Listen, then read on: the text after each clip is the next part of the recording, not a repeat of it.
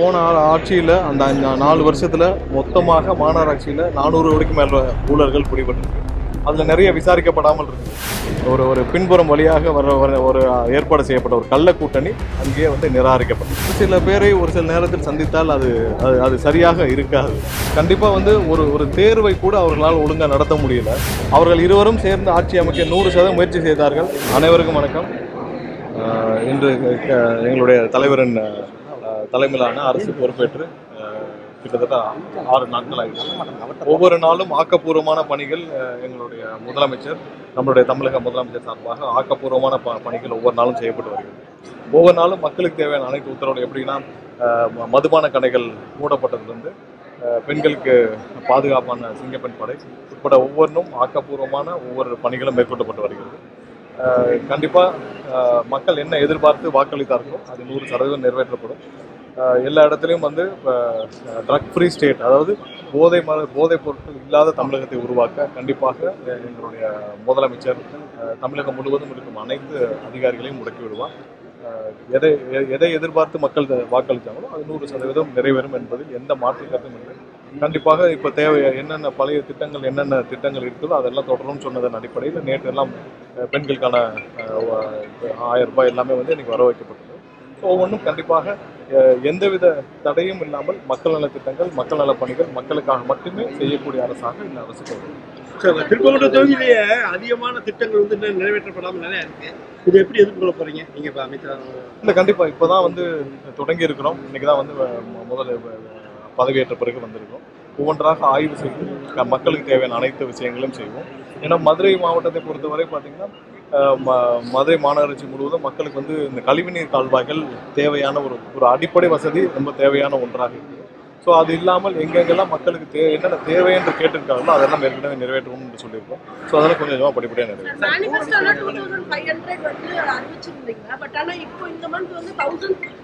இல்லை, உங்களுக்கு இப்போ பட்ஜெட்டில் அடுத்த வர்ற நிதிநிலையில் சேர்த்து தான் அதை அறிவிக்க முடியும். ஏன்னா ஃபினான்ஷியல் பட்ஜெட் முடிஞ்ச பிறகு தான் அதை அறிவிக்க முடியும். ஸோ அதற்கான நிதி ஆதாரங்கள் எல்லாரையும் சேர்த்து தான் அறிவிக்க முடியும். ஸோ அதுக்கு கொஞ்சம் டைம் வேணும்னு கண்டிப்பாக எங்களுடைய முதலமைச்சர் சொல்லியிருக்காரு.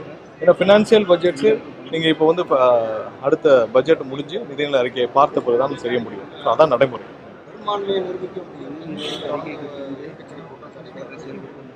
பெரும்பான்மையை தான் நிரூபிச்சாச்சு.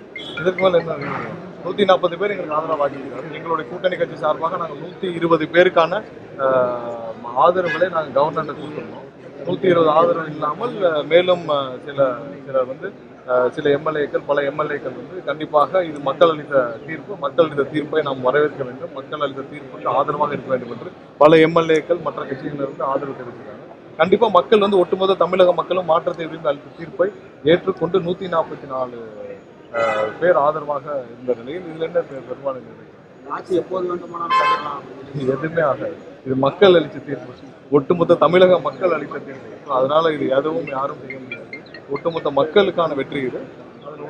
மதுரை மாநகராட்சி ஊழல்னால மன்ற தலைவர்கள் நீக்கப்பட்டாங்க, மேயர் இருக்கு. இப்ப மாநகராட்சி எப்படி செயல்படுத்துவாங்க? இந்த ஆட்சியில எப்படி செயல்படுத்தப்படும்? மதுரை மாநகராட்சி மட்டுமே தமிழகத்துல ஒரு முடக்கப்பட்ட மாநகராட்சி. ஏன்னா இது போன ஆட்சியில் அந்த 4 வருஷத்துல மொத்தமாக மாநகராட்சியில் 400 கோடிக்கு மேலே ஊழல்கள் பிடிபட்டிருக்கு. அதில் நிறைய விசாரிக்கப்படாமல் இருக்குது. நிறைய மக்களுடைய பணங்கள் திருடப்பட்டிருக்கு. ஸோ இது அனைத்தும் விசாரிக்கப்பட வேண்டும். மற்றபடி இல்லாமல் மாநகராட்சியில் இப்போ என்ன பணிகள் நடந்துட்டு இருக்கோ, ஏன்னா அடுத்து வர்ற பட்ஜெட்டுக்கு அப்புறம் தான் இதை பண்ண முடியும்.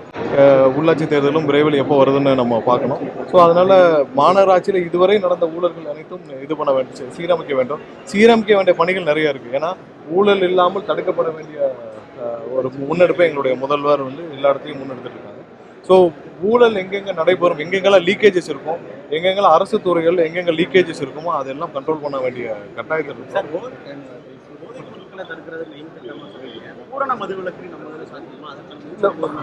ஒவ்வொன்றும் படிப்படியாக தான் செய்ய வேண்டிய கட்டாயத்தில் இருக்கும். முதல் கட்டமாக 717 மதுபான கடைகள் மூடப்பட்டிருக்கு.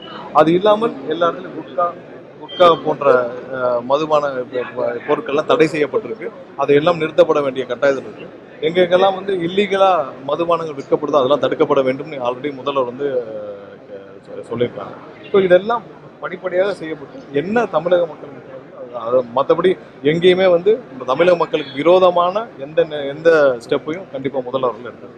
நீட் தேர்வுக்கு வந்து பழைய முதல்வர் வந்து தொடர்ந்து கடிதமா எழுதுறாருன்னு சொல்லி இப்ப இருக்க முதல்வர் குற்றச்சாட்டு வச்சாரு. ஆனா முதல்வரும் திரும்ப கடிதம் ஏன்னா நீட் தேர்வு யாரும் ஒன்றிய அரசுடைய கண்ட்ரோல் இருக்கு. கண்டிப்பா வந்து ஒரு ஒரு தேர்வை கூட அவர்களால் ஒழுங்கா நடத்த முடியல.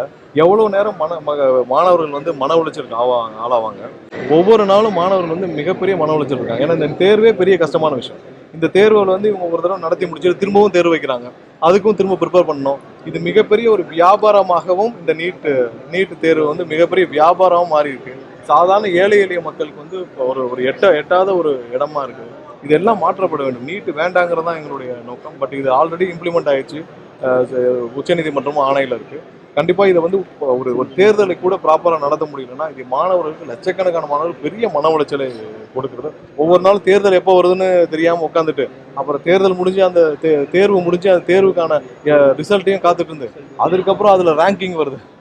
நீட் ரேங்கிங்ல பெரிய குளறுபடிகள் ஒவ்வொரு தடவையும் நடக்குது.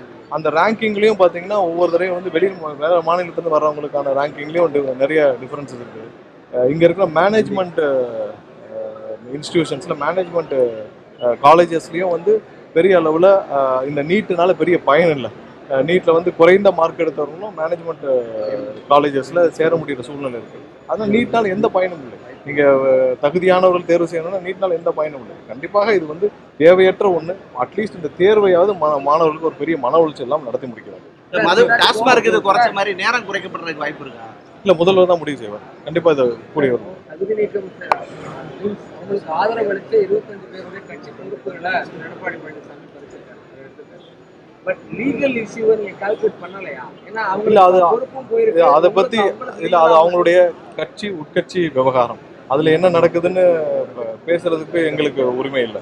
ஏன்னா அவங்களுடைய கட்சியில அவங்க ஆல்ரெடி வந்து அவங்க அதுக்கான விளக்கம் கொடுத்துருக்காங்க. என்னன்னா திரு எடப்பாடி அவர்களும் ஸ்டாலின் அவர்களும் திரு எடப்பாடி அவருடைய மகன் மிதுனும் ஒரு வார பத்திரிகையில வந்துச்சு. ஒரு சில தொழிலதிபர்களும் சேர்ந்து திமுகவும் அதிமுகவும் சேர்ந்து ஒரு ஆட்சியை அமைக்க வேண்டும் என்று முயற்சி செய்தான் இருக்கு.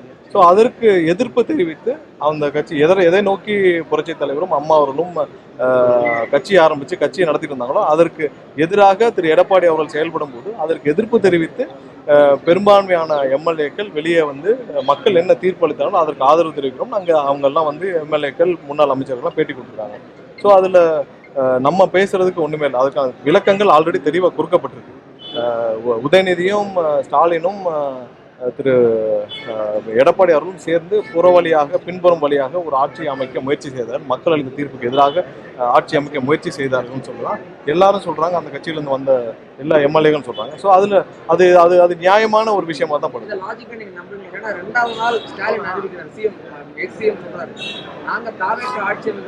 இல்ல, கண்டிப்பாக இதற்கான முயற்சிகள் 100% நடந்தது. அவர்கள் இருவரும் சேர்ந்து ஆட்சி அமைக்க 100% முயற்சி செய்தார்கள். அதை அவர்கள் கூட்டணி கட்சியில் இருந்த அனைவரிடமும் கூப்பிட்டு பேசினார்கள் என்று தகவல் கேள்விப்பட்டோம். ஸ்டாலின் அவர்களும் அவருடைய கூட்டணி கட்சியில் இருந்த முக்கிய தலைவர்களை கூப்பிட்டு ஆலோசித்தார். திரு எடப்பாடி அவர்களும் கூப்பிட்டு ஆலோசித்தார். இவரெல்லாம் ரகசியமாக பல சந்திப்புகள் நடத்தியதாக எங்களுக்கு தகவல் தெரிவிக்கப்பட்டது. கண்டிப்பாக இவர்கள் 100% முயற்சி செய்தார்கள்.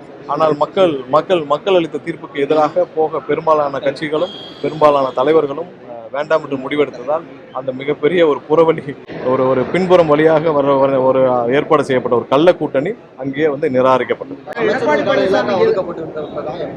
இல்ல, முதல்வர் விரைவில் யாருக்கு என்ன இலாக்கான்றதை முடிவு செய்து முதல்வர் அறிவிப்பார். அது வந்து எடப்பாடி பழனிசாமிக்கு எதிராகத்தான் அவங்க வெளியே வர்றாங்க அப்படின்னா அவங்கள போய் முதலமைச்சர் தனிப்பட்ட முறையில் அலுவலகம் சந்திக்கிறது சோஃபா அனுப்புனதெல்லாம் உதயநிதி விமர்சிக்கிறாரு. இல்ல, அது யாரெல்லாம் வந்து அங்க முக்கியமான ஒரு தலைவர்கள் எங்களுடைய தலைவரை பார்க்க விரும்பினாங்களோ அவர்களை சந்திக்கிறது ஒன்றும் தப்பு இல்லை. தனிப்பட்ட முறையில் அவங்களுடைய இல்லத்திலையும் அவங்களுடைய அலுவலகத்திலையும் சந்திக்கிறதுல யாருக்கும் எந்த மாற்று கருத்தும் இல்லை. அதனால அவங்க ஆல்ரெடி வந்து ஒரு வாரமாக அவங்க எதிர்நிலைகள் இருக்கிறாங்க. அவங்க எதிராக செயல்படுறாங்க. அதுல ஒரு சில பேர் வந்து சந்திக்கணும்னு விருப்பப்பட்டப்ப எங்களுடைய தலைவர் முதல்வர் வந்து முக்கிய தலைவர்களை சந்திக்கும் போது அவர்களை சந்திப்பதில் எந்த தவறு இல்ல. ஒரு சில பேரை ஒரு சில நேரத்தில் சந்தித்தால் அது சரியாக இருக்காது. ஏன்னா அரசியல் சூழ்நிலையில் ஒரு சில பேரை சந்தித்தால் அது மக்களுக்கும் எதிராக இருக்கும், சூழ்நிலை அது எதிராக இருக்கும். அதனால அது சரியாக இருக்காது என்றுதான் சந்திப்பு ஏற்பாடு செய்யப்படும்.